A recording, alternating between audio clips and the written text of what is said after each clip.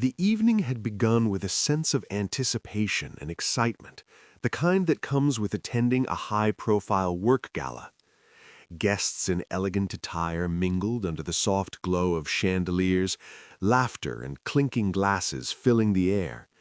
The protagonist, dressed formally and prepared for a night meant to celebrate achievements and connections, had expected a polite, professional environment. Instead, the night took a sharp, unexpected turn. It was during the middle of the gala, in a crowded room filled with colleagues, superiors, and influential figures, that the incident occurred. The wife, without warning, poured a glass of wine directly onto him, the deep red liquid cascading across his jacket, soaking through layers of fabric and leaving a visible stain that seemed to announce his humiliation to everyone present. The immediate shock was compounded by the reaction, or lack thereof, from those around. Some guests gasped, unsure how to respond. Others froze in awkward silence. A few even whispered and exchanged glances, amplifying the sense of exposure and vulnerability. The act itself was a violation, not only of social etiquette, but of personal trust.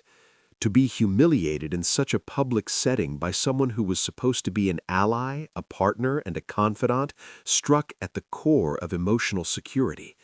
The protagonist's mind raced, grappling with disbelief, anger, and the sting of betrayal.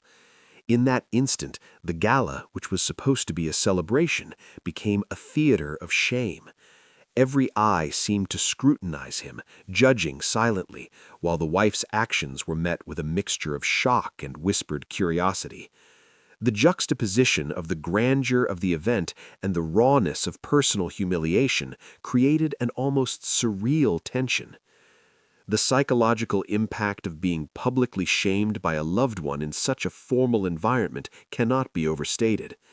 Beyond the physical discomfort of the wet clothing and the ruined appearance, there was a deeper emotional wound being inflicted.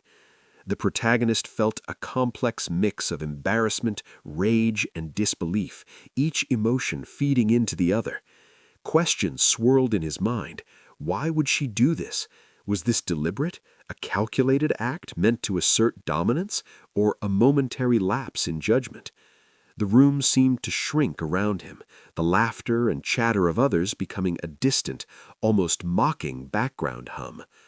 This incident also marked a turning point in the relationship dynamic. Public humiliation is a form of power play, and the wife had, intentionally or not, asserted a form of control over the narrative of that evening. For the protagonist, this act was not merely an isolated event. It represented a fracture in trust and respect, shaking the foundation of the marriage. The immediate sting of embarrassment was accompanied by a creeping awareness that this moment would linger in memory, not only his own, but also in the perceptions of those present. Colleagues who witnessed the incident might carry the impression of instability or conflict, further compounding the sense of shame.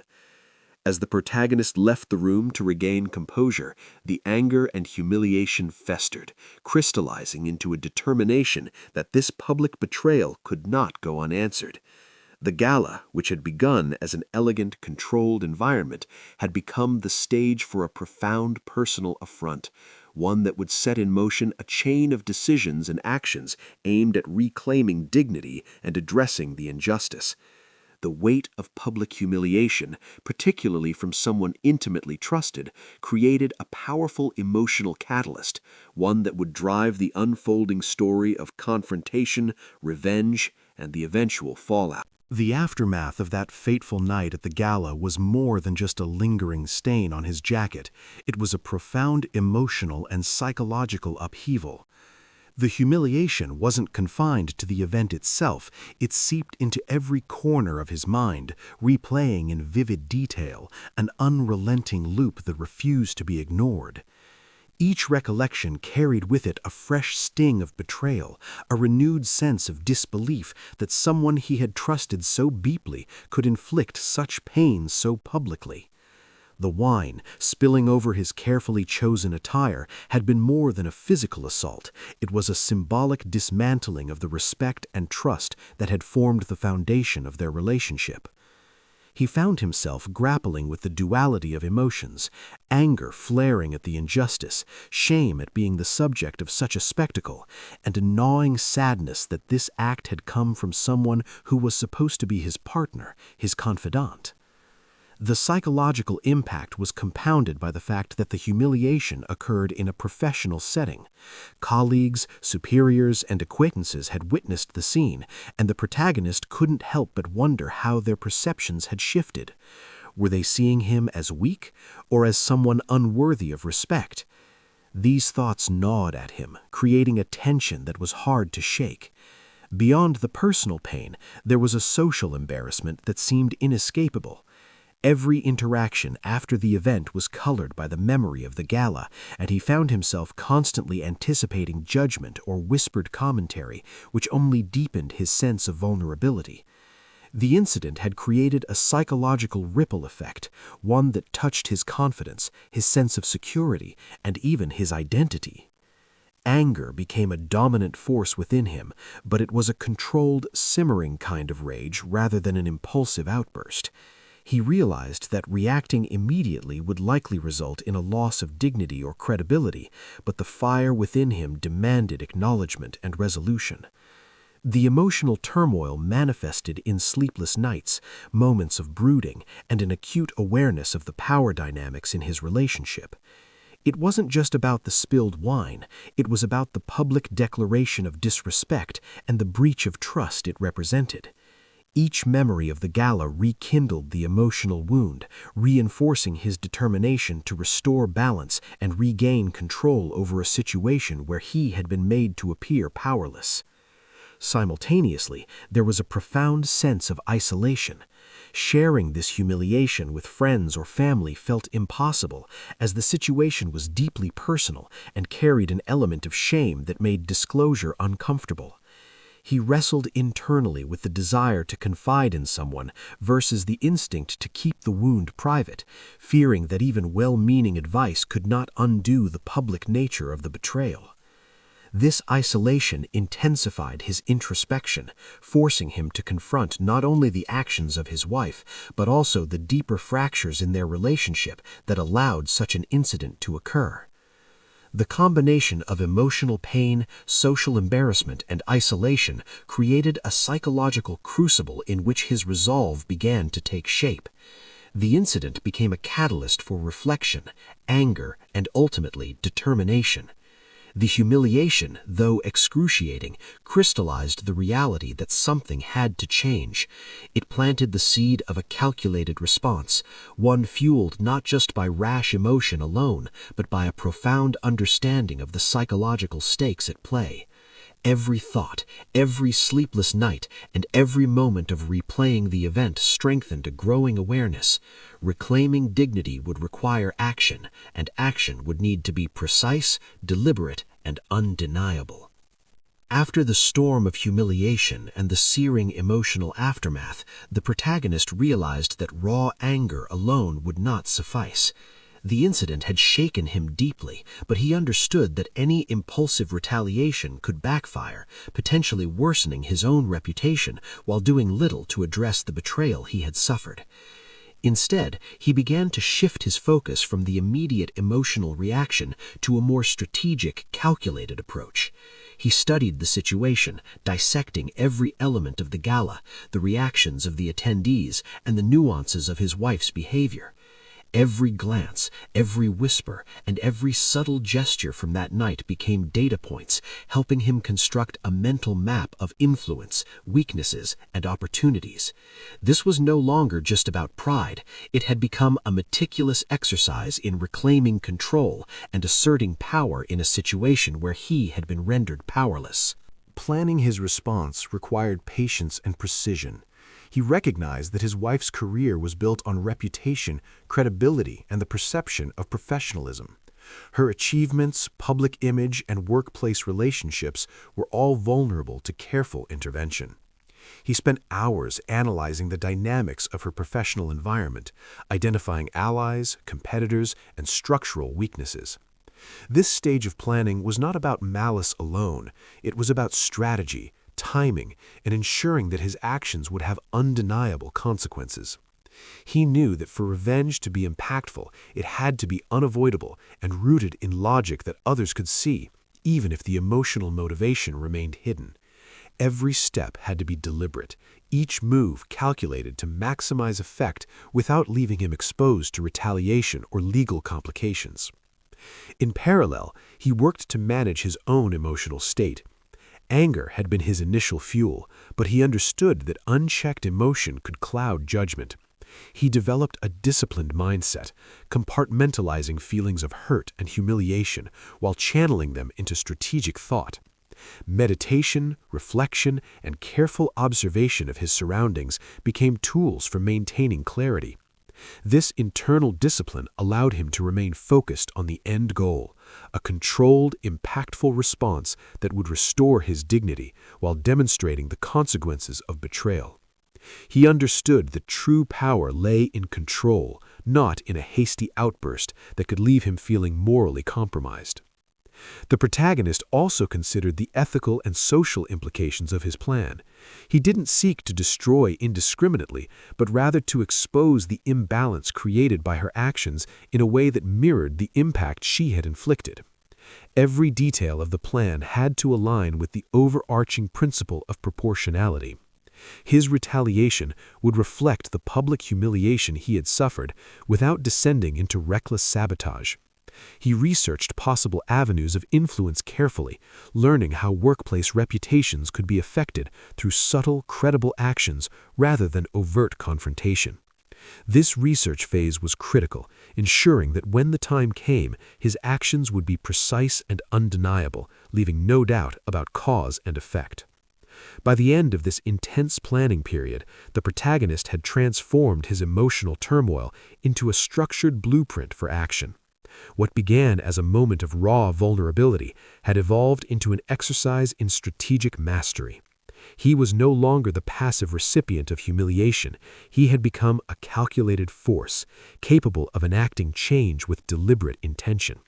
The planning itself became empowering, reinforcing his sense of agency and giving him a renewed clarity of purpose. The seeds of revenge were no longer just a reaction. They had become a disciplined, thoughtful plan designed to restore balance, reclaim respect, and ensure that the humiliation he had endured would not go unanswered. The moment of action arrived with a quiet intensity, the culmination of weeks spent observing, analyzing, and planning every detail. The protagonist knew that timing and precision would be everything. This was not a reckless act of anger, but a calculated maneuver designed to leave an unmistakable mark. He began with subtle interventions that would gradually undermine his wife's professional standing, using knowledge he had carefully gathered about her work environment and the networks of influence that sustained her career. Every move was deliberate, measured, and designed to maximize impact without exposing himself to scrutiny. It wasn't about chaos, it was about turning the tables in a way that mirrored the public humiliation he had endured, but with control, finesse, and undeniable logic behind each action. He started by exploiting the vulnerabilities in her professional projects. Reports, presentations, and collaborative efforts became the focal points where small, seemingly inconspicuous adjustments could have a cascading effect. By identifying areas where errors could be noticed by superiors or clients, he subtly intervened to ensure that when these missteps appeared, they seemed organic rather than manipulated. Each incident was small on its own, but together they painted a picture of unreliability and poor judgment, echoing the public embarrassment he had suffered at the Gala. The beauty of the approach lay in its indirectness. Nothing could be traced back to him, yet the consequences were profound, leaving observers convinced that her professional competence was in question. Simultaneously, he leveraged social dynamics in her workplace. Relationships that had seemed strong were now gently nudged toward doubt through careful suggestion, well-placed questions, and the circulation of minor but credible concerns about her performance. He understood that perception often mattered more than reality in professional settings, and he used this principle to his advantage. The network of colleagues and supervisors began to view her through a lens of caution and skepticism, unaware that the shifts in perception were guided by someone outside the immediate orbit of suspicion. This methodical approach mirrored the psychological precision of chess, with each move anticipating reactions several steps ahead. Despite the careful planning, the emotional satisfaction of witnessing her professional unraveling was immediate and intense. The protagonist observed the subtle changes in how she was treated at meetings, the cautious feedback from superiors, and the quiet tension among peers. Every small ripple of doubt validated the countless hours he had invested in preparation. It was a revenge that was visible, yet cloaked in plausibility, an elegant form of justice that spoke to the power of strategic thinking over impulsive retaliation. Unlike the chaos of the Gala, where he had been rendered powerless, here he held every thread, orchestrating the outcome with precision and control. As the impact of his actions became undeniable, the emotional complexity deepened. He didn't revel in malice for its own sake. Instead, there was a profound sense of restoring balance. The humiliation he had suffered in public had been mirrored in a way that demanded recognition from the world, yet remained untraceable to him. It was a vindication of intellect, patience, and resilience, turning personal pain into a tool of deliberate influence. The execution of revenge was not only a response to betrayal, but also a demonstration of agency, illustrating that even the most public shame could be countered with strategy, foresight, and resolve. By the end of this phase, the protagonist had transformed the injustice of the Gala into a carefully calibrated narrative of consequence. The revenge was complete, but it was not chaotic. It was an exact, deliberate echo of the humiliation he had endured, meticulously designed to restore dignity and assert control. Each ripple of professional fallout served as a mirror to the original betrayal, leaving no question about the seriousness of his response, and solidifying a dramatic reversal of power in a story that began with public disgrace. After the carefully executed plan unfolded, the story shifted from action to aftermath, revealing the profound consequences of the protagonist's calculated response. The wife's career, once marked with confidence, authority, and respect, now bore the unmistakable signs of decline. Projects faltered, colleagues whispered, and superiors began to question her judgment. The slow unraveling was deliberate, and it mirrored the humiliation he had suffered at the Gala, public in effect, if not in direct spectacle. Observing the consequences, the protagonist felt a complex mixture of satisfaction, reflection, and introspection. The act of revenge had restored a sense of agency and control, yet it also illuminated the heavy weight of taking such decisive measures against someone so close. Emotionally, the aftermath was transformative. The protagonist no longer felt the helplessness that had followed the Gala incident. The anger that once consumed him had been channeled into precise action, resulting in tangible consequences that validated his efforts. Each misstep, each eroded trust within her professional circle served as a confirmation that strategic planning and patience could be more powerful than impulsive retaliation. Yet the process also prompted reflection on the deeper dynamics of their relationship. The betrayal, the public humiliation, and the subsequent fallout highlighted the fragility of trust and respect in intimate partnerships. Even as he regained a sense of control, he was forced to confront the long-term ramifications of such dramatic measures, both on their personal connection and on the ethical lines he had navigated in secret. The social and professional implications extended beyond immediate satisfaction. The wife's colleagues, previously unaware of the personal conflict, now perceived shifts in her demeanor, decisions, and reliability. The protagonist had ensured that the impact of his actions was undeniable yet indirect, creating a ripple effect that altered how she was seen and treated in her professional world. This outcome reinforced the idea that actions rooted in strategy and careful observation often carry more weight than direct confrontation. By orchestrating events without overt involvement, he demonstrated a form of mastery over circumstances, turning personal grievance into observable reality without exposing himself to consequences. On a personal level, the protagonist experienced a sense of closure. The humiliation that had once felt insurmountable was now balanced by a deliberate restoration of dignity and authority. The narrative of public disgrace had been rewritten, this time with him as the orchestrator rather than the victim. Yet this closure was not devoid of complexity. The act of dismantling another person's professional life, even in response to profound betrayal, carried ethical and emotional nuances. It prompted contemplation about the costs of revenge, the boundaries of justice, and the intersection between personal pain and moral responsibility. Ultimately, the aftermath underscored the transformative power of reflection, patience, and calculated action. The protagonist had turned a moment of extreme vulnerability into an exercise in strategy, resilience, and influence. While the consequences for his wife were severe, the story emphasized the reclaiming of personal power and the assertion of agency in the face of betrayal. The experience highlighted the intricate interplay between emotional response and deliberate planning, illustrating that even the deepest wounds can be addressed with clarity and foresight. In the end, the fallout served as both a mirror to past humiliation and a testament to the enduring capacity of a person to assert control over their narrative, reshaping the balance of power and leaving a lasting imprint on both personal and professional realms.